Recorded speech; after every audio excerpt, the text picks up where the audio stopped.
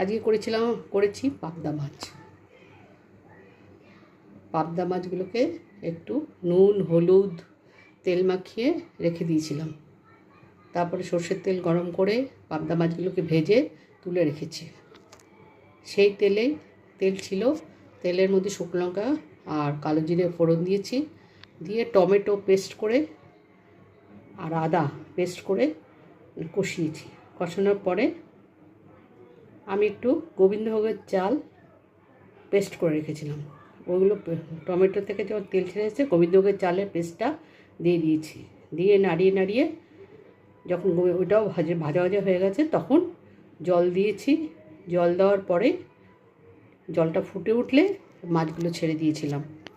এই মাছগুলো এইরকম হয়েছে দেখতে। কেমন হয়েছে জানিও, কমেন্ট করো। কেউ আমার চ্যানেলটাকে কমেন্ট করছো না, লাইক করছো না, সাবস্ক্রাইব করছো না, শেয়ারও করছো না।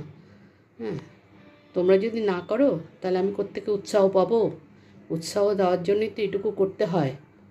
হ্যাঁ, আচ্ছা, নমস্কার।